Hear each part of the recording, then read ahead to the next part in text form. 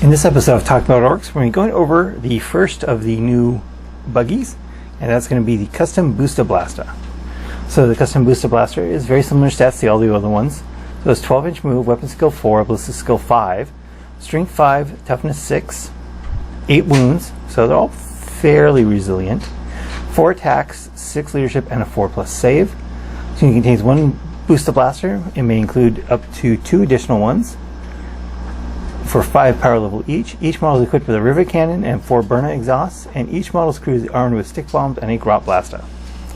So the burner exhaust is 8 inches range, assault D3, strength 4, 0 AP, 1 damage, weapon hits automatically, and it's got 4 of those, so 4 flamers basically at 8-inch range. That's not too bad. And the rivet cannon is the main gun, 36-inch range, assault 6, strength 7, AP -2, and 2 damage. And of course, grenades or stick bombs and Boosta-Blastas are the same. Here we go, mob roll, Daka. And speed mob. Speed mob, of course, is one that while you take by them as one unit, but then they deploy and act separately. Grog gunner, add 1 to hit rolls from attacks made with this Boosta-Blasta. Not too exciting. Riding shotgun, when this model shoots, it can throw a grenade and shoot with its pistols in addition to any other weapons.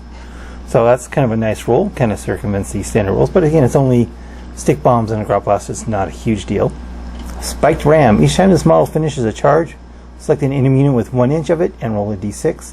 On a 4+, that unit suffers d3 mortal wounds, which is only melee weapon. Does not have a melee. Some of these have melee weapons, some don't, and this is the only melee power it has, and explodes d6 inches for d3 mortal wounds. Ork Clan's vehicle speed freaks, Kustom Boosta-Blastas. So what exactly is this vehicle's role? With a strength 7 -2 2 damage gun, it might be good at picking off 1 or 2 Primaris Marines a turn. Very light vehicles like Venoms and Vipers and Speeders, something like that. It's not going to be doing that great against, toughness 7 vehicles like Rhinos and Predators. And with only 6 shots, it's going to be hitting on average of 2 of them. Maybe a third one with Daka. So you really need these in quantity to have a chance of doing any real decent damage. So I'm not exactly sure what the role for this is supposed to be.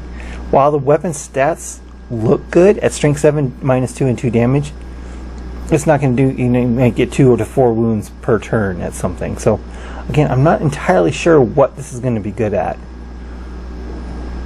But it isn't that expensive either for what you get. You get like 100 points. Most of these are around 100 points and up. So it's not badly priced for what you get. And with 36-inch range, especially if you give it like Evil Sons, so it can move the 14 or 15 plus d6 inches and still shoot to full effectiveness. Or even just hang back with bad moons and rerolling those ones are both good options for this, for sure. And even Death Skulls. You get 6 shots, you can reroll 1 of them. And when you roll 1 wound roll, it's not a bad option either. It gives it a 6-up invul save on top of it. So those are all good clan options for this. Definitely not Goths, because you're not going to get anything, because it's not going to really do anything in melee. I mean, it's strength 5, no AP, 4 attacks, hitting on force. Yeah, it's not that exciting. This really isn't something you want to get up in melee anyway. It's something you definitely want to hang back at max range. Try to plink stuff off. That's about all you can do with it, and you probably really need all 3 of them to be effective. But then, that's a lot of investment in fairly squishy vehicles. So this weapon doesn't really lend itself to filling any specific role that the Orks need. For that kind of points, I'd still rather just take 5 Ludas. It would be for less points. Actually, take 6 or 7 Ludas for that price. It won't be as resilient, but I think if they do get to shoot, it'll be a lot more effective. So I'm not entirely sure if this is something that's going to be worth taking. I mean, if you want to go vehicles heavy, it might be a good replacement for Ludas, but not a great one, because again, it's overcosted. And that's the thing we'll find about all these buggies here, is they're going to be 20 to 40 points overcosted each for what you get out of them. If this was 80 points, maybe, about 100 points or so, yeah, It's just not worth taking.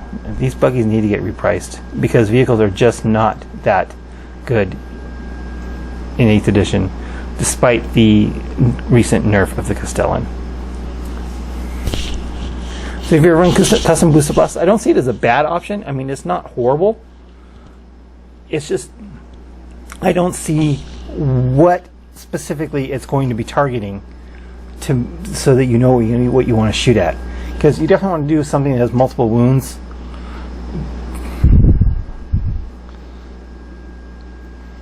And fairly heavy AP. So, maybe they might be good at Terminators. Or Thousand Sun Terminators. Might actually be halfway decent at something like that. Thinking down 1 or 2 of those a turn. But other than that, and you can do it at range too, being at 36-inch range. So that's really where this is going to excel. It's going to be sitting on an objective and plinking things off with its gun, with its rivet cannon. Not much else to say about it. It's meh. It really is. It's not all that great for what you get out of it, for the points you have to put into it. And trying to find a role for this in your army is going to be very difficult, I think, because its gun just is interesting. Again, this is very similar stats to Luda, but way fewer shots and way more expensive. So, if you run the custom Boosta-Blasters, please let me know in the comments below, and thanks for watching. Thank you for watching this episode of Talking About Orks. Please subscribe and hit the bell button for notifications for new Talking About Orks videos every Wednesday, new battle reports every Friday, and hobby videos whenever I can. Thanks for watching.